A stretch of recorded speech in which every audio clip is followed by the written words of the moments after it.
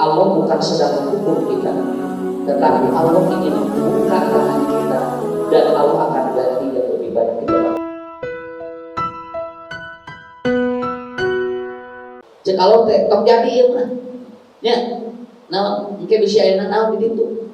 Kemudian yang kata Allah, dia harus berangkat. Kenapa? Menurut dirinya asa'an yakuna syarran wa huwa khairul lakum. Ternyata lebih baik dan dia hadir gitu kan. Jadi kita husnudzonnya bahwa mereka yang tidak hadir, yang sudah direncanakan itu adalah pilihan terbaik menurut Allah. Ya, pilihan terbaik menurut Allah. Saya sampai anekdotnya begini. Ustaz ieu teh kenapa nyasing teh aya nu sieun ku gempa, anu sieun ku Allah. Yang berarti kita sesana teh anu sieun ku Allah. Tapi bukan begitu, Bu. Tetapi kita memahamkan karena izin Allah ini sangat hebat. Izin Allah itu sangat hebat sekali. Malahan saya tidak tahu pulang dari sini ini apakah emang direncanakan setelah pengajian saya akan pulang. Tapi buat tinggal ningali laut rada tenang masih kan ambil ngojek. Tapi itu di luar ini ya, di luar skenario. Soalnya harus bawa kolor seperti Pak Haji ya, tidak tos nyarana kolor tilu ewang soalnya. Tuh, ada usaha pentingnya. Nah, jadi ini apresiasi yang pertama, ibu-ibu, bapak-bapak yang hadir di tempat ini. Ustaz doakan semua jamaah yang hadir yang dari Bandung tenang, pikiran positif, husnudzon pada Allah. Mudah-mudahan pulang dari sini Allah kasih sehat walafiat. Pulang dari sini Allah ganti rezeki yang lebih baik. Amin ya Allah ya Rabbal. Catat oleh semuanya ya. Ini catat oleh semuanya. Kalau Allah mengambil apa yang sedang kita genggam, yakinkan Allah bukan sedang menghukum kita, tetapi Allah ingin membuka tangan kita dan Allah akan ganti yang lebih baik. Itu teorinya. Jadi supaya nanti ibu pulang dari sini tidak merasa ada sesuatu yang dirugikan, bapak pulang dari sini tidak ada sesuatu yang kita itu keluarkan rugi. Tidak. Kenapa? Karena apabila Allah mengambil apa yang sudah kita genggam, maka itu pada prinsipnya adalah apa? Itu bukan Allah menghukum kita, tetapi Allah sedang membuka tangan kita dan nanti akan diganti dengan yang lebih baik. Itu yang pertama. Jadi wih dia kalau digentos hati di sini langsung sarai. Amin. Nah gitu. Nah, papa pangin dia bisa lucu gitu. Ya, walaupun kita sering bertemu yang di masjid, tapi kan di sini suasananya beda. Bedanya apa? Ya alhamdulillah. Saya dengar tadi ibu-ibu ayah nutos nyeri tuur di bumi kadieu madahan. Alhamdulillah sana nyeri tuur ica. Berarti kudu ngambil waktu sudah kapangan. Ya, kalau ngambil banyak kudu ngambil tenda atau ngambil boy punya haban. Pokoknya mun nyeri tuur piknik sakitu we. Nya, nyeri sirah piknik sok berat. Eta teh langsung lalu kita tuh. Ngan ke uina jangar. Ya, kalau kita tidak bisa mempola gitu kan. Kalau kita dapat mempola ya seperti itu. Insya Allah. Yang kedua adalah iradah Allah. Nah, iradah Allah ini ya juga ini rahasia Allah. Kenapa? Kalau Allah sudah kasih iradah bagi kita tidak bisa memaksa. Allahumma la maniya lima a'taita wa la mu'tiya lima manata wa la yaqau jadul kajan. Bu, Pak, kalau Allah sudah mengasih rezeki pada seorang, ditahan ke mau bisa. Walaupun orang nggak bisa dia, nggak boleh, jangan dikasih sama kita. Cek Allah teh bikin. Itu akhirnya apa? Maka rezeki itu akan tiba ke dalam tangan kita. Tapi kata Allah, kalaupun kita disuruh untuk ya kasih kepada dia, tapi kata Allah, mohon itu pun akan ditahan oleh Allah. Inilah iradah. Makanya bapak-bapak, ibu-ibu yang jadi panitia pada hari ini, usah doakan mudah-mudahan kerjasama kita itu akan diganjar oleh Allah dengan yang lebih hebat, yang lebih dahsyat. Walaupun mungkin kita mencari sesuatu yang kita pun tidak tahu apa yang akan ada di balik ini. Karena Ustaz melihat ada keceriaan, ada kebahagiaan. Malah Ustaz kemarin sudah share, ya ibu-ibu, bapak-bapak lagi di pantai, sudah di-share di media saya dan responnya sangat luar biasa sekali. Dan mereka mendoakan kita pulang dalam keadaan selamat. Dan kita amin ya, gitu ya. Itu saja. Alhamdulillah ini pilihan Allah yang datang ke sini. Berarti Allah akan kasih sesuatu yang baik. Dan insya Allah mungkin jamaah kita yang tidak hadir dan ini disiarkan oleh media, mudah-mudahan yang membaca, yang menonton jamaah kita, Ustaz doakan juga nanti ke depan dapat bergabung, kemudian ke depan juga dapat kita dapat bersilaturahmi, dan insya Allah ini ataupun acara seperti ini tidak boleh 1 kali 2 kali. Siapanya ayahnya di umur mata usia. Siap. Kayak ngesmaut mau piknik sakit gue. Ngesmaut pakai piknik ke surga urangnya. Nah, ayeuna surga dunia heula Pak. Pakai tidinya urang ke surga Allah. Amin ya Allah. Hakiki. Nah, itu saja. Oke, kita akan bahas sedikit aja, ibu-ibu, bapak-bapak, sebelum kita sarapan dan sebelum kita melihat sunrise ya, suasana yang indah nanti. Silakan ibu bapak hilangkan pikiran-pikiran yang mengganggu. Di dia mah pokokkeun heula sagala utang, salaki dulu dan pamajikan pokokkeun itu lah di dia. Nya sapanjang can ngaliwatan Banjarsari ka ditu. Nah, kenapa? Karena tidak bisa orang mau berbahagia tapi rudet teh biasa. Lamun rek piknik teh ulah rudet teh hareup. Nya manya ya piknik rudet. Model ibu dibawa ke restoran. Geus tuang beang 400.000 ningali seterusna jorung dan aman kedua ka restoran teh ngara bahagia. Cenah apa kieu mah cenah geus we dahar di imah cenah dilebar-lebar 400.000 geus we kumaha dipangmasakeun. Heuh da beda di imah mah atuh. Matak dicana teh ku salaki ka ditu ngara bahagia, ieu mah keluar teh muyungkun kitu murututnya. Jangan dulu, nggak bisa seperti itu. Orang bahagia itu di surga tidak akan ada orang yang dia itu tidak akan ada orang yang dia itu dalam keadaan dia paromannya atau wajahnya itu dia itu samudut, nggak ada. Di surga orang masuk surga dia bahagia, dia ceria ketemu dengan orang. Kita juga di sini ceria ketemu dengan orang. Kan baik, loba hutang gitu. Oh kendala sementara. Ya, yang penting kita menemukan hormon kebahagiaan. Nah, Rasulullah Shallallahu Alaihi Wasallam beliau menyampaikan dalam sebuah hadis yang ba'ul mayyita salah satu, ada 3 yang mengikuti mayit. Nah begitu, ada 3 yang mengikuti mayit. Ini Pak pahami dulu, saya sedikit. Ada 5 kalimat yang berkaitan dengan kematian. Yang pertama adalah wafat, ya. Yang pertama adalah wafat. Yang kedua adalah jenazah. Yang ketiga adalah mayit. Yang keempat kapan. Yang kelima kubur. Ini berkaitan dengan orang yang meninggal. Jadi kalau ibu bapak berbicara tentang orang yang meninggal, itu pasti berbicara 5 kalimat ini. 1 wafat, ya. Allah kalau menyebut waqad tawaffallah itu arti wafat itu artinya hidup kita sudah sempurna. Jadi kalau Allah mewafatkan kita itu artinya menyempurnakan. Jadi orang yang wafat itu artinya dia periode hidup di dunia sudah sempurna. Jadi tidak perlu ada pertanyaan apa-apa. Makanya telah wafat artinya sudah beres. Makanya hari terakhir manusia adalah hari kematiannya. Hari terakhir manusia itu hari kematiannya. Dan yang disebut dengan akhirat itu dari mulai dia itu dipanggil oleh Allah. Makanya tidak perlu menunggu kiamat. Kenapa? Karena yang disebut hari terakhir itu kan dia mati. Kan itu masuk akhirat. Maka disebut hari akhir itu karena dia apa? Dia masuk akhirat. Nah, jadi dalam kitab Lisanul Arab, orang yang wafat artinya orang yang periode hidupnya sudah disempurnakan oleh Allah.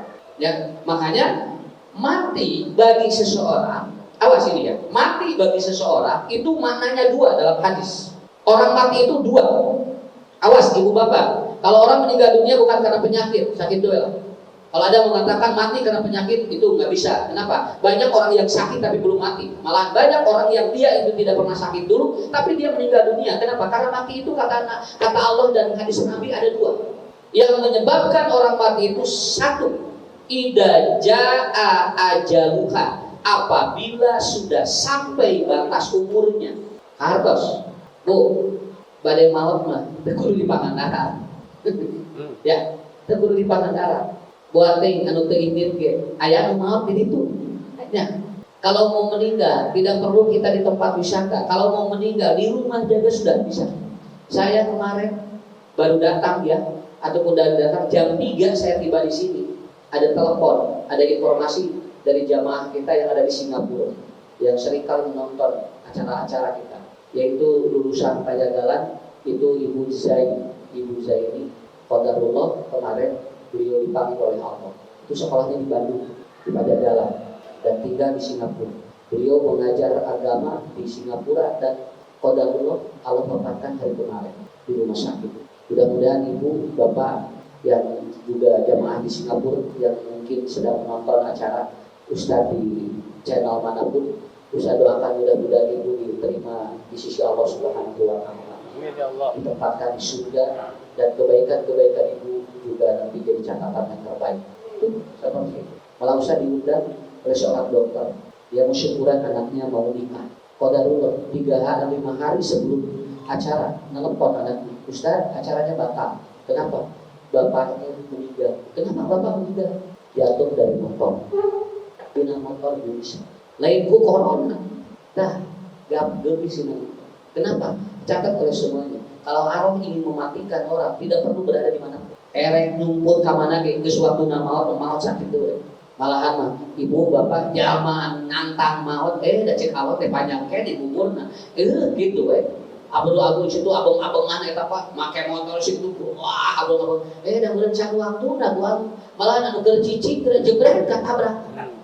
Langsung jeung ngalawung sisi jalan, lain ngalawung sisi jalan. Akhirnya disalahkan oleh keluargana. Mata geusna tong di sisi jalan jadi katabrak. Dan cek Allah teh kudu katabrak, mata digiringkeun ku Allah teh na kadinya. Itulah yang disebut dengan idza jaa. Makanya menggunakan kata jaa. Artinya apa? Kalau Allah ingin mematikan orang, mewafatkan orang, Allah dorong hatinya untuk berada di tempat itu. Kalau dia ingin mati di tempat itu, begitu. Nah, terus punya. Om saya ku penyakit Pak. Ya, sok ya. Baik, loba penyakit ya. Asal panjang umur ya. Ya. Penyakitan tapi pondok umur. Ya, berarti seperti itu. Kemudian yang kedua, orang mati itu karena apa? La tamutu nafsun hatta balagha rizquha. Karena Allah ingin menghentikan rezekinya. Jadi bahasana rezekina nepikeun kadinya. Matak jalma lamun ayeuna hirup wae eta teh rezekina aya kene. Sakitu we teu kudu mikiranna naon. Usahanya di kalunya eta sebenarnya jalmi jeung miskin cenah, jeung loba panyakit hirup wae. Meni hirup wae padahal banyak canak we ya Allah. Jangan berkata seperti itu. Selama orang ini itu rezekinya ada oleh Allah akan terus dihidupkan dia walaupun didoakan oleh orang-orang sekitarnya. Kenapa? Karena la tamutu nafsun hatta balagha rizquha. Bahwa Allah itu akan mematikan orang kalau sudah sampai rezekinya udah selesai. Saya lihat ibu di Bandung pernah Pak. Lihat ada ibu-ibu yang dia setiap hari berjalan pakai baskom. Baskomnya didorong itu sampai anak. Karena dia tidak bisa berjalannya ngangsor bahasa Sunda begitu. Itu tiap hari katanya dia bisa 20 kilo gitu Pak, berjalan sambil begitu sama pantatnya 20 kilo tiap hari. Dia hanya mengandalkan dari orang yang memberi. Kalau ada yang lempar dari mobil, lempar uang dari motor, cimburing tinggal.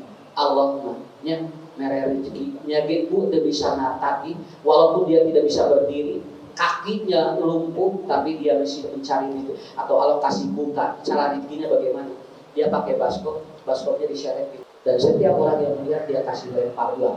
Itulah cara Allah membuka rezeki dia. Berarti umur dia selama dia hidup ada di sini. Itu harusnya. Maka rezeki mah Pak, entong rezeki mah bu lamun aya jasa ya keundang ke datang deui. Asuna. Mau aku ngasih lebah. Sok beli asin di dieu. Banyak asup di lebah. Da ke datang deui justru lamun aya ieu teh kabeli untung ambe aku koknya. Maka siapa ya? Kenapa? Karena rezeki seperti itu. Rumusnya seperti itu rezeki itu, ya. Rumus rezeki itu seperti itu. Jadi yang kedua adalah apa? La tamutu nafsu hatta balagha rizquha. Nah, inilah konsep. Secara ilmu medis, orang yang meninggal dunia oleh Allah itu diberhentikan 2 organ total. 1 adalah otak, 2 adalah jantung. Ini kalau 2 ini diberhentikan oleh Allah, ini sudah.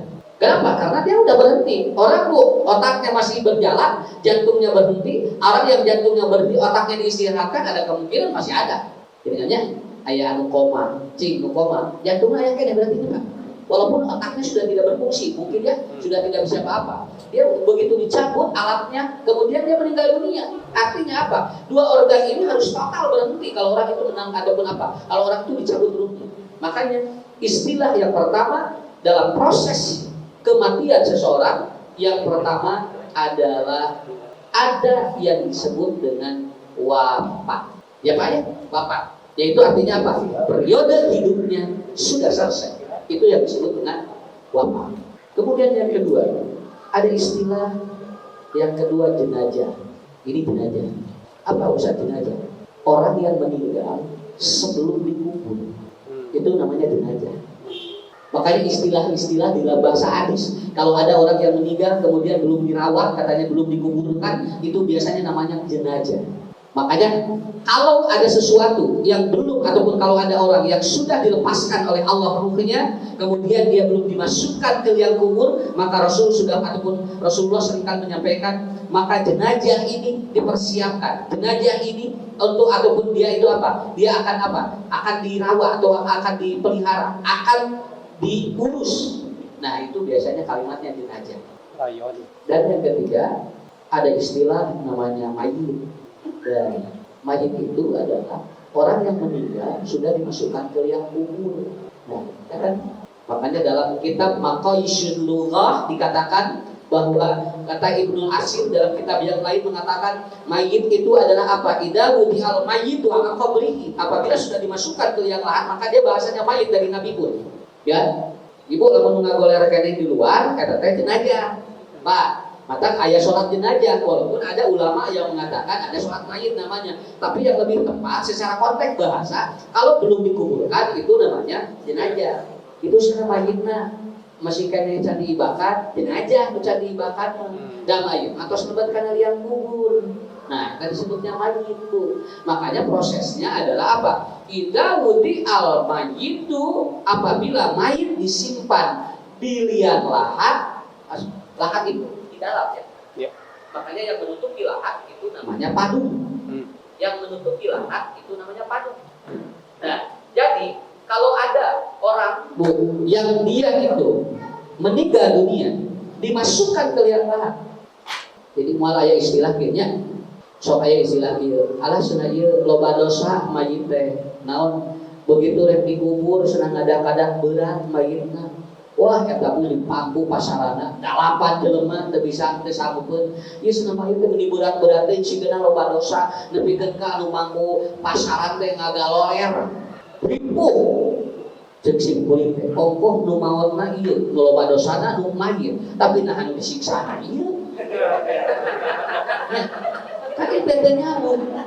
Dugikeun ka aya sinetron birabu ngadak-ngadak si taneuhna teh tegas. Pacul beak dalapan, anu macul kuburan ngagaloler kabehanana. Ieu teh cenah katinggal maloba dosa, ieu teh cenah mayit anu maot teh cenah tingali cenah ngadak-ngadak taneuh ge cenah nepikeun ka naon? Nepikeun ka teas pacul beak dalapan. Teu kahati ku akal. Nu maotna ieu nu boga dosa anu disiksa anu ngagali kuburan. Ya. Makanya cerita-cerita ini di televisi ini hampir sudah tidak ada. Kenapa? Karena oleh Majelis Ulama Indonesia pun itu dilarang. Kenapa? Karena ini akan mengganggu dari akidah. Ini kan merusak akidah. Di mana aya nu maot ngadak-ngadak tanina gelas sampai mabuk. Saya pernah menguburkan mayit. Dia orang kelihatannya soleh, Pak. Orang kelihatannya baik dia itu. Tapi begitu dikuburkan, digali, cairna sakit. Liren-liren kita cair, air terus aja dia muncul sampai keluar ataupun apa lubang airnya itu sampai begitu tadi diserlokeun Pak di baju dikirkeun kemudian kita sedot itu air terus ngabudak. Ternyata pindah lagi kuburan ke sebelah kanannya masih begitu. Da emang dirinya mah cairna badan. Dok ieu buat istilahnya eta teh cenah sok ngaji teh nutupan ngumpul walau dosa asih sumudon. Iya emang China, kebetulan ternyata binti ngobrol orang sana, Pak Ustaz, karena di sana itu emang awalnya sawah dan di sini sawah ini bekas bau. Kata China senang ngabulidak, lain mawat loba dosa. Ya, akhirnya Pak kumaha harus Pak Ustaz? Udah kuburkan aja. Kenapa? Mayit mau protes nyagi kaburusan, gitu.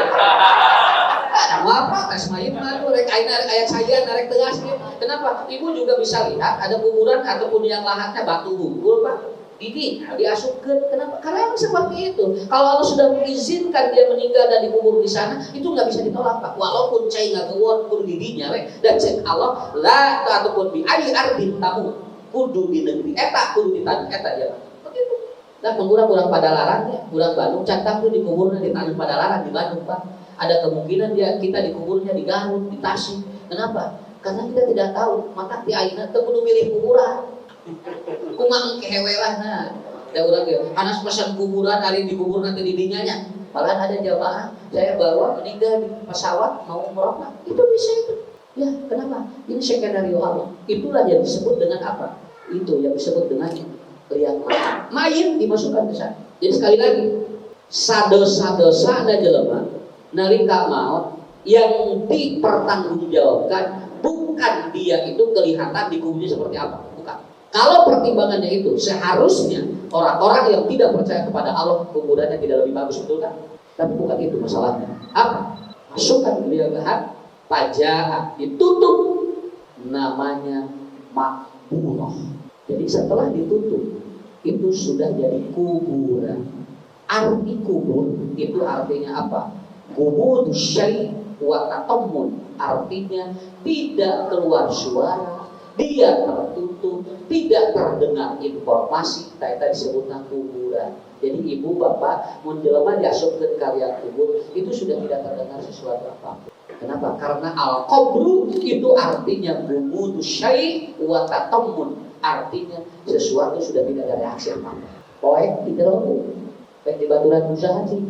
Ayeuna tinggal di kamar sakasur keduaannya tibra obo di dalam kubur mata teh bisa batu ulang so ngagoyang.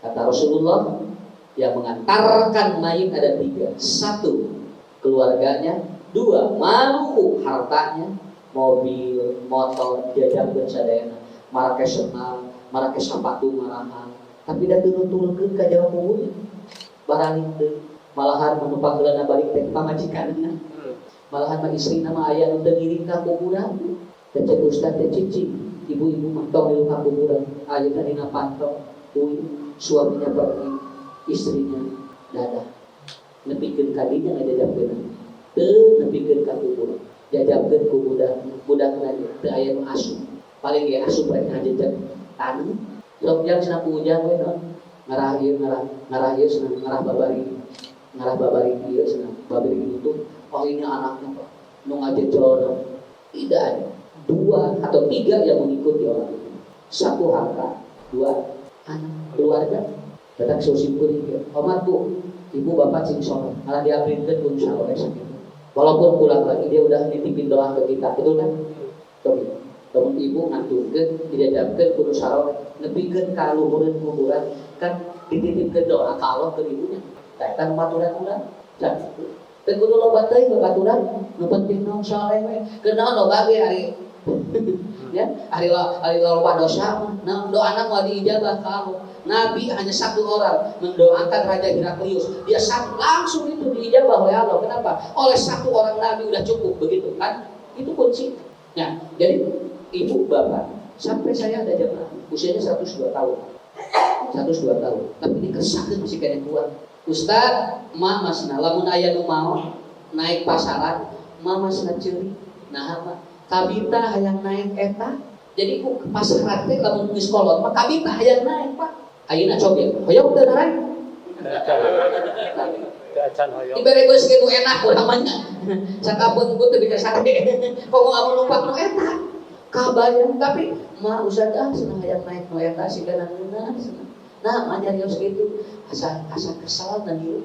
Jadi kalau orang terlalu tua itu ternyata kesal. Jadi dia itu merasa jenuh. Nah, sahabatnya, geus teu nyara rambut, geus kolot deui. Ngobrol jeung budak teu nyambung, ngobrol jeung incu teu nyambung. Lalajo sinetron teu kaharti. Nya, aya berita politik teu kadeui. Tungna kumaha kajaman, kakaman, goer deui kitu. Tanah iman, goer deui, sakitu we. Hirup. Jadi leuwih kolot teh lain leuwih tumanina, leuwih capek.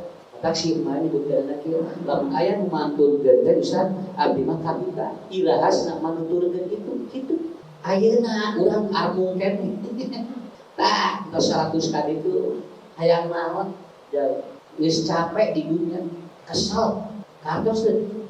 Nah, sok ku bapak yang betah. Ku ibu. Naon?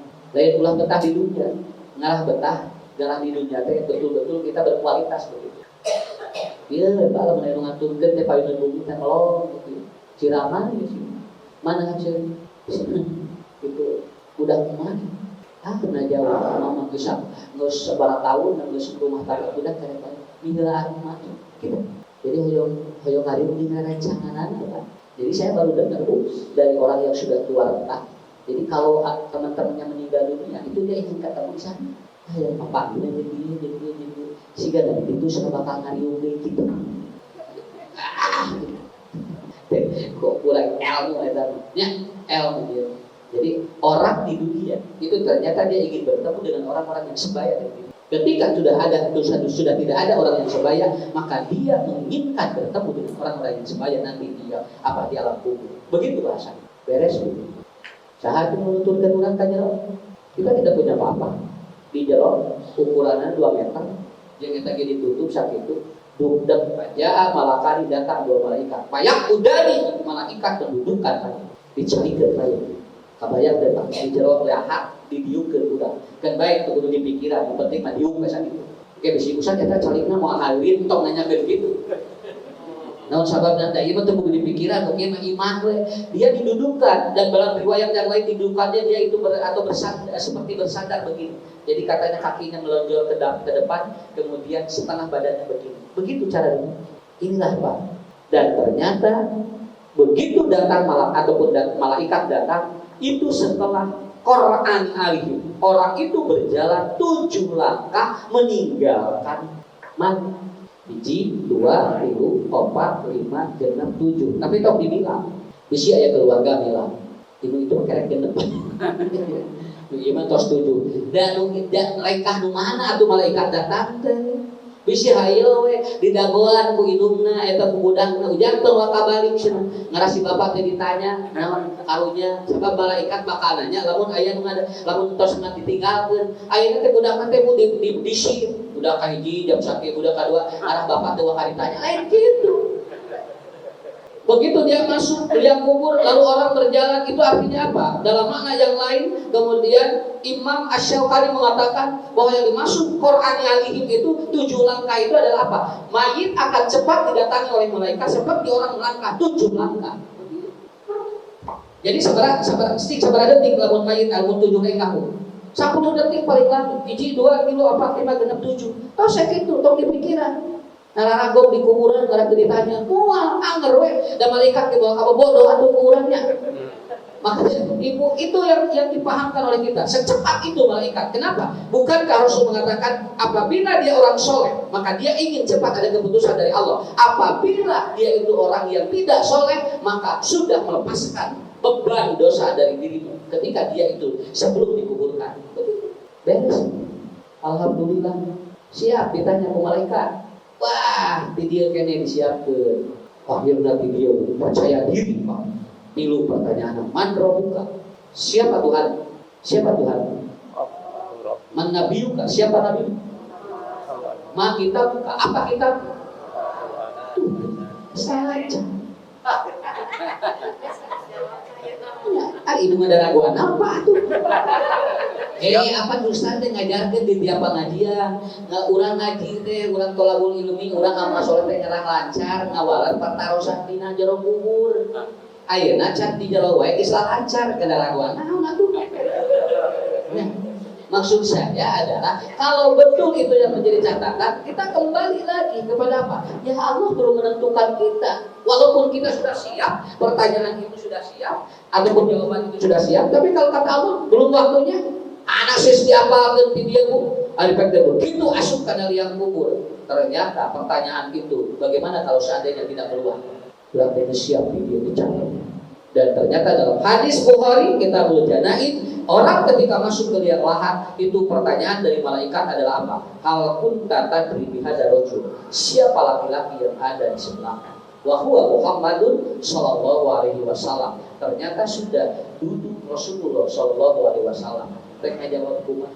Karena persiapan di dia. Nutilu teh hari pek teh di ditu teh kaluar ya. Fa amma mu'minuna fa yaqulu hada Rasulullah. Adapun orang mukmin dia akan menjawab ini Rasulullah. Kenapa dia dapat menjawab itu? Iman. Karena dia iman kepada 3. Iman kepada Allah, iman kepada kitab, dan iman kepada Nabi. Ini kayak lancar menjawab itu. Paham? Begitu baik. Kata Allah ataupun dalam hadis dikatakan 6 sholihan ila yaumil qiyamah. Kamu udah lancar jawabannya, kamu tidur nanti sampai hari kiamat. Dalam sebuah riwayat dikatakan orang yang di dalam kubur itu menunggu kiamat seperti orang yang ngantuk, seperti saat tuntutan. Jadi nunutan teh enak. Pangenakna nunutan. Jadi nunutan teh antara inget jeung itu tapi nikmat. Lolobana teh inget. Ya. Dia katanya seperti itu. Tapi dalam hadisnya 6 itu hanya tidur. Ditidurkan oleh Allah nanti dibangkitkan pada hari kiamat. Tapi wa amam munafiqun wal murtabun. Adapun orang munafik dan orang yang ragu terhadap ayat Allah, dia tidak bisa menjawab pertanyaan yang tadi. Ini Pak yang harus kita persiapkan.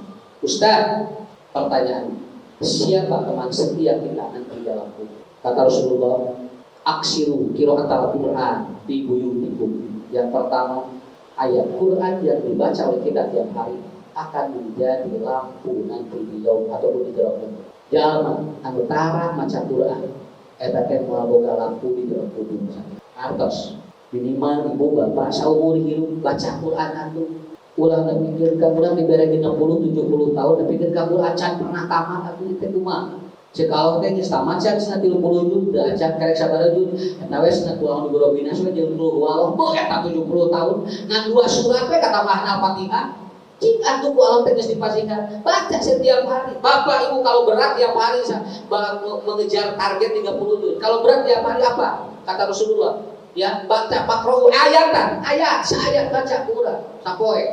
Alif lam mim tutup deui sakitu we. Dari kal kita bular we bapi tutup deui. Nangke umur urang tapi moal nepikeun ka 30 juz sakitu we. Baca Quran kenapa dia akan menjadi lampu nanti tah ibu caah. Jadi regreg Pak dina di jero kubur ku daun sababna urang boga amal nu bakal nyaangan urang sakitu. Fa in kanat sholatuhu inda rasihi, dan ternyata sholat yang dia lakukan maka itu akan disimpan oleh Allah menjadi temannya di sebelah kepala. Ayo ngagoleh Pak. Ngagoleh tuh ya, dan kita kan ada perubahan. Saminggu kieu, 2 minggu kieu kan gitu. Mah teh kita nya moal beleger wae teh. Maka oleh Allah akan disimpan teman setia dirinya nanti di dalam ataupun di alam kubur. Yang pertama adalah lampunya adalah Quran yang dia baca dan dia tadaburi wa qiraatul Quran wa tadabburi. Yang kedua adalah apa? Fa in kanat sholatuhu fi inda rasihi. Salat disimpan di dia marnana. Ungalita musafah. Salat Quran ya Allah ya Allah. Iya senang. Nah, bagjakeun nepikeun ka poe kiamat. Kan kayak hadis uridun ataupun apa? Apabila mayit itu disimpan maka uridun nar wa jannah. Surga dan neraka itu diperlihatkan pada orang. Alhamdulillah mudah-mudahan sholat urang itu jadi teman kita di sebelah kepala kita ya. Kemudian bobo aya usapan raos. Nah, urang di jero kubur diusapan sholat. Cacing beuleuh sholat. Sugan ini jadi rencang. Bapak menuju dia, terus dia tu bodoh, dia biasa ngomong tu, sok bobo keren, terkudu diubah, usapan. Wa in kana zakatu wa shadaqatu indal yamin. Begitu dia itu sedekah dan zakat disimpan di sebelah kanan. Maturan-maturan tuh tinggalnya. Mata tong lebar ibu sedekah jeung zakat teh. Nah, eta teh baturan-baturan teman setia kita nanti di dalam kubur sebelah kanan. Alhamdulillahnya lumayanlah kurang 400 disodakokeun di Jakarta. Insyaallah mudah-mudahan keun bae teh caah pisan ge minimal aturan ka urangnya. Jadi bisi kurang maksimal gitu. Tah ayeuna mah dados terang dalilna sok cing maksimal Pak. Bisi aya nu di Jakarta, bisi teh acan anu disodakohan sok kaluarga. Makanya dulu ada seorang istri lewat di depan Nabi, lalu dia pada pakai genge. Kata Rasul, wailul lil aqabinan nar. Tuh, katanya kakimu ada di neraka. Kenapa ya Rasulullah kau tahu bahwa kaki dia di neraka? Cek Nabi can dikeluarkeun ta Jakarta. Tuh, apa itu? Ya, keluarga dulu. Mudah-mudahan jadi batu murah. Dan lain dibikin emas, keluarga nunggu Jakarta. Ah, kamu dibikin emas nama tuh. Eta mah dahsyat ya. Cek Nabi, keluarga Jakarta, dasarnya semua keluarga Jakarta. Pun Nabi dari sana emasna, kalau dititah cokot emasna, bawah juga nanya. Luar biasa. Ini baru semua harus di Jakarta saja itu udah luar biasa. Jadi teman kita, jadi saudara kita. Makanya orang yang sedekah tiap pagi itu akan disukseskan hidupnya oleh Allah. Gitu kan? Tahu keluar. Wa kana bisau inda shimali sau kayak ya tuh tinggal sholat, zakat, puasa, maturan-maturan kabehan kan baik setahun sekali minimal bisi teu sanggup Senin Kemis saum daun aya mobil 10 Muharram Tasyu'a Asyura bisi eta urang teu kalakuan minimal saum Ramadan turun nah ieu bakal betul. Dan yang terakhir Wa in kana al ihsan wal amru bil ma'ruf wan nahyi 'anil munkar inda rijlaihi. Semua kebaikan yang pernah kita lakukan kepada siapapun, kepada keluarga, kepada orang, kepada siapapun kebaikan yang kita lakukan, ibadahnya haji kita oleh Allah akan simpan iman. Bapak-bapak, ibu-ibu, pertanyaan saya terakhir ini ya, sebelum saya tutup. Kira-kira kalau kita dipanggil oleh Allah, kira-kira bisa mengandalkan amal-amal yang tadi? Ya. Kalau Bapak Ibu bisa mengandalkan amal yang tadi, ibadah yang tadi, saya kira orang tidak akan takut.